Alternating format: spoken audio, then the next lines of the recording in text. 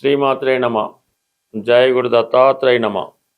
ఈ వీడియోలో మనం మేషరాశి వారికి మే నెల మాస ఫలితాలు తెలుసుకునే ప్రయత్నం చేద్దాం.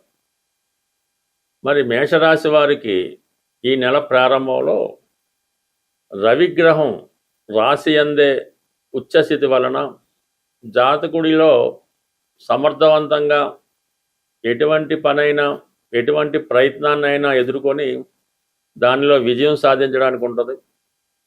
మీలో ఉన్నటువంటి టాలెంట్కి విద్వత్తుకి తగిన గుర్తింపు ప్రాధాన్యత రావడం జరుగుతుంది.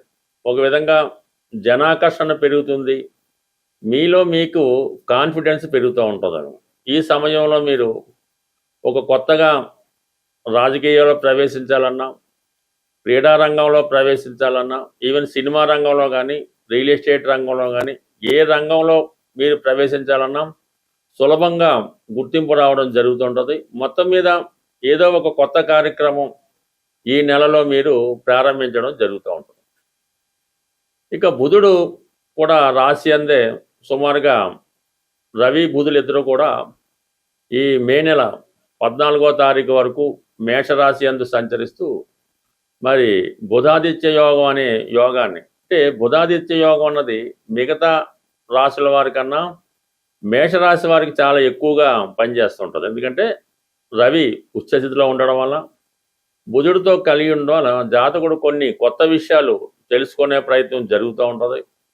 అలాగే ఏదైనా ఒక ఇంటర్వ్యూలో కానీ ఒక ఉద్యోగ ప్రయత్నంలో కానీ కంపల్సరీగా విజయం సాధించడం జరుగుతూ ఉంటుంది. ఇది విద్యార్థులకి చాలా ప్రాధాన్యతని ఇంపార్టెన్స్ని ఇవ్వడం జరుగుతూ ఉంటుంది. మీ జన్మల జాతకంలో కూడా బుధాదిత్య యోగం ఉంటే ఇప్పుడు ఏర్పడినటువంటి ఈ బుధాదిత్య యోగ ప్రభావం వల్ల కంప్లీట్గా మీలో స్కిల్స్ పెరుగుతాయి, నైపుణ్యం పెరుగుతూ ఉంటుంది, జ్ఞాపక శక్తి పెరుగుతూ ఉంటుంది. గతంలో కన్నా గొప్ప కాలేజీలో సీట్ రావడం కానీ మంచి మార్కులతో పాస్ అవడం కానీ జరిగే అవకాశం ఉంటుంది. మరి ఇక కుజగ్రహం రాష్ట్రాధిపతిగా ఉన్నటువంటి కుజుడు ఈ నెల 11వ తారీఖు వరకు కూడా మీకు 12వ స్థానంలో సంచరిస్తూ ఉంటాడు. కుజుడు 12వ స్థానంలో ఉన్నప్పుడు భూములు స్థిరాస్తుల మీద పెట్టుబడి పెట్టడం జరుగుతూ ఉంటుంది. పని ఉన్నా పని లేకపోయినా మీ చుట్టూ కొంతమంది తిరుగుతూ ఉంటారు. వాళ్ళని మీరు వాళ్ళ అవసరాలకి ధనం సహకరించడం కానీ వాళ్ళని పెంచి పోషించడం కానీ జరుగుతూ ఉంటుంది. కొంతవరకు కొన్ని బాధ్యతలు కూడా, అంటే అన్నదమ్ముల్ని చదివించడం కానీ, చెల్లెళ్ళు ఎవరన్నా ఉంటే పెళ్ళిళ్ళు చేయడం కానీ వారి బాధ్యత మీ మీద పడడం జరుగుతూ ఉంటుంది. అయితే 11వ తారీఖున కుజుడు కూడా రాశిలోకి ప్రవేశిస్తాడు. ఇది ఒక అద్భుత యోగం అన్నమాట.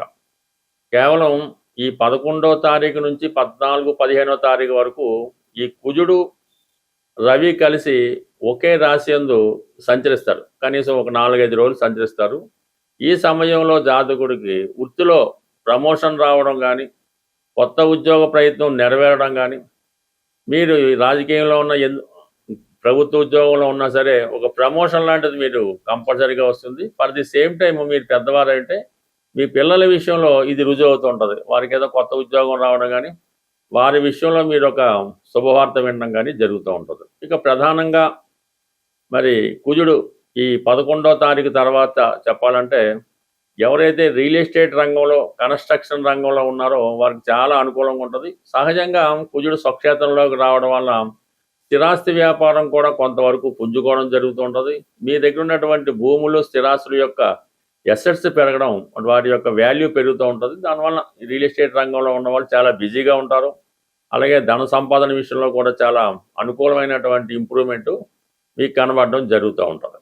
అయితే మనకి ఇంచుమించుగా ఈ మే 14 వరకు కూడా శుక్రుడు అదే స్థానంలో ఉండడం, ఈ రవి బుధ గ్రహాలన్నీ కూడా ఒకే రాశిలో ఉండడం వల్ల అటు విద్యార్థులు ప్రధానంగా ఉన్నత విద్యా అవకాశాలు రావడం జరుగుతుంటుంది. ఇది స్త్రీలకి చాలా గొప్ప విషయం.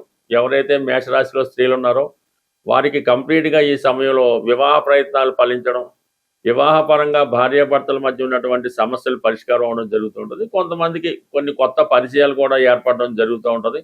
మొత్తం మీద చాలా బిజీగా గడుపుతూ ఉంటారు ఈ మొదటి 15 రోజులు కూడా. దాని తర్వాత ఆటోమేటిక్గా కుజుడు ఒక్కడే రాశి అందు ఉండడం వల్ల కేవలం మీ పనులు మాత్రమే, మీ ప్రయత్నాలు మాత్రమే చేసుకుంటూ మీ అభివృద్ధికి మీరే కారణమవుతూ మరి కొంత ధన సంపాదన చేయడం కానీ, స్థిరాస్తి విషయంలో అనుకూలత రావడం కానీ జరిగే అవకాశం ఉంది. ఇక ప్రధానంగా శని భగవానుడు 12వ స్థానంలో, అంటే మిగతా గ్రహాలన్నిటితో కాకుండా ఈ 11వ తారీఖు నుంచి ఒక్క శని మాత్రమే 12వ స్థానంలో ఉండడం జరుగుతూ ఉంటుంది. ఇది ప్రధానంగా మీకు వృత్తిలో మార్పు కూడా కారణం అవుతుంటుంది. దశమాధిపతి వేయిల్లో ఉన్నప్పుడు, మిగతా గ్రహాల ప్రభావం లేనప్పుడు కంప్లీట్గా జాతకుడు వృత్తి మారాలనే ప్రయత్నం కానీ, ఏదైనా కొత్త వ్యాపారానికో ఇన్వెస్ట్మెంట్ చేయడం కానీ, లేదంటే విదేశంలో దూర ప్రాంతంలో వెళ్ళి అక్కడ స్థిరపడడానికి కానీ ఈ గ్రహస్థితి మీకు చాలా వరకు అనుకూలిస్తూ ఉంటుంది. ఇక గురుగ్రహం ఆలోచించినప్పుడు గురువు మరి తృతీయ స్థానంలో ఈ నెలంతా కూడా తృతీయ స్థానంలో ఉంటూ సుమారుగా ఈ నెల 31వ తారీఖు వరకు మాత్రమే మిథున రాశిలో ఉండడం జరుగుతుంది. దాని తర్వాత గురువు రాశి మార్పులు సాగుతూ ఉంటుంది. అయితే ఈ నెలంతా కూడా గురువు మీకు తృతీయ స్థానంలో ఉండడం వల్ల 3వ స్థానంలో ఉన్నటువంటి గురువు కొన్ని కొత్త పరిచయాలు ఏర్పడుతుంటాయి. మీరు ఉపాధ్యాయ రంగంలో ఉన్న, న్యాయవాది వృత్తిలో ఉన్న కొత్త అవకాశాలు రావడం జరుగుతుంటుంది. ముఖ్యంగా పెళ్లి ప్రయత్నాలు చేస్తున్న వారికి సిన్సియర్గా పెళ్లి ప్రయత్నం చేస్తే అటు రాశి యందు ఉన్నటువంటి శుక్రుడు, మరి సప్తమాన్ని చూస్తున్న గురువు, ఇవన్నీ కూడా వివాహం కొరకు ఎదురు చూస్తున్నటువంటి వారికి చాలా వరకు ఈ నెలలో వివాహం కుదిరే అవకాశం ఉంటుంది.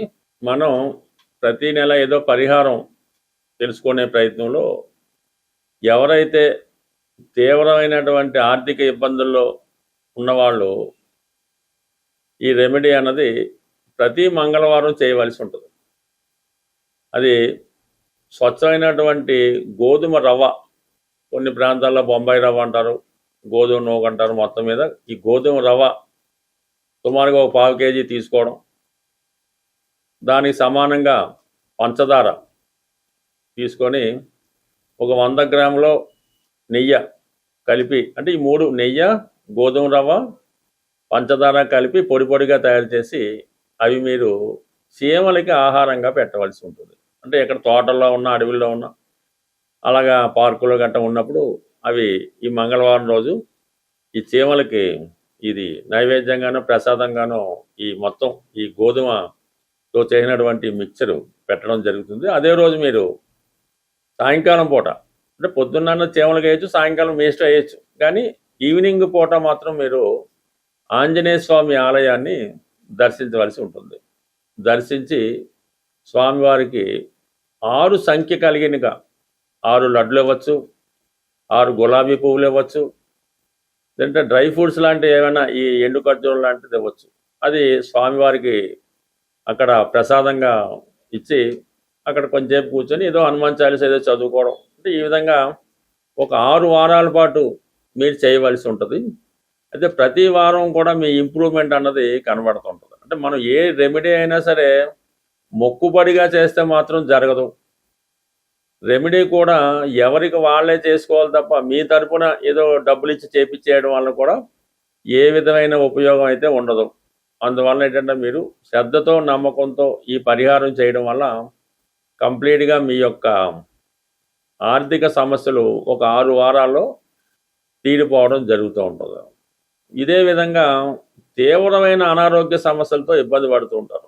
ఎక్కువగా బ్యాక్ పెయిన్, నడుము నొప్పి, భుజాల నొప్పులు, ఇటువంటి మోకాళ్ళ నొప్పులు ఉన్నవాళ్ళు ఆదివారం రోజు, ఎస్పెషల్లీ ఆదివారం రోజు మరి పాయసం నైవేద్యంగా, అంటే పాయసం తయారు చేయవలసి ఉంటుంది. గోధుమ పాయసం కానీ బియ్యం పాయసం అయినా పర్లేదు. ఆదివారం రోజు తూర్పు దిక్కున ఉన్నటువంటి సూర్య భగవానుడికి నైవేద్యంగా పెట్టి అది మీ కుటుంబ సభ్యులే తీసుకోవడం జరగాలి. అంటే కేవలం 3 వారాలు మాత్రం ఈ సూర్య భగవానుడికి పాయసం నైవేద్యం పెట్టడం వల్ల ఓపిక ఉంటే ఆదిత్య ఉదయం వినడం. అయితే ఆదివారం కంప్లీట్గా మీరు నియమంగా ఉండాలి. ఎన్వి అది మానేయడం, అలవాట్లు ఏమన్నా ఉంటే పక్కన పెట్టడం. ఈవెన్ పాన్ కిల్లి నవలేవారు కూడా ఆ రోజు కిల్లి నవలడం అన్నది మానేసి కొద్దిగా పవిత్రంగా జాగ్రత్తగా ఉండడం వల్ల ఇది అనారోగ్యపరంగా ఉన్నటువంటి మీ సమస్యలకు శాశ్వత పరిష్కారం అన్నది రావడం జరుగుతూ ఉంటుంది. అలాగే ఇప్పుడు ఈ ఇంకా మీకు బెటర్గా కావాలంటే ఇప్పుడు ఈ ఆదివారం రోజు కానీ, ఈ ఇందాక చెప్పిన మంగళవారం రోజు కానీ గోవుకి గోశాల దర్శించి, అంటే గోశాలలో మీరు కొంత సేవ చేయవలసి ఉంటుందన్నమాట. అది అక్కడ ఉన్నటువంటి శుభ్రం చేయడం, శుభ్రంగా ఆవుకి స్నానం చేయించడం, కాళ్ళకి అది అంటే గోసేవ చేయవలసి ఉంటుంది. గోవికి నచ్చే విధంగా మీరు ప్రవర్తించడం వల్ల, గోవికి కొంత ఆహారం తినిపించడం వల్ల కనీసం ఒక 40 నిమిషాలు, గంటన్నా ఆ గోశాల్లో మీరు కాలం గడపడం వల్ల మీలో ఉన్నటువంటి నెగిటివ్ ఎనర్జీ లాంటిది దుష్ట శక్తులు ఏమైనా ఉంటే అవి కంప్లీట్గా వెళ్ళిపోయి మీకు ఒక మంచి స్వచ్ఛంగా రావడం జరుగుతుంటుంది. మంచి గాలి పీల్చడం వల్ల మీకు మరి అది స్వచ్ఛతగా ఉంటుంది. అప్పుడు మీకు భగవంతుడి యొక్క అనుగ్రహం తొందరగా లభిస్తూ ఉంటుంది అన్నమాట. ఇది అంటే మిమ్మల్ని మీరు శుద్ధి చేసుకోవడం వల్ల భగవంతుడి యొక్క అనుగ్రహానికి తొందరగా రావడం, శుభగ్రహాలు మీకు అనుకూలంగా పనిచేయడం, దుష్టగ్రహాలు మీకు వ్యతిరేకంగా దూరంగా వెళ్ళడం, ఇవన్నీ జరిగే సూచనలు ఉంటాయి. కాబట్టి కంప్లీట్గా నమ్మకంతో ఈ రెమెడీ ఇవన్నీ కూడా సూర్యుడికి సంబంధించినవే, కానీ సూర్యుడే ధనాన్ని ఇవ్వగలడు.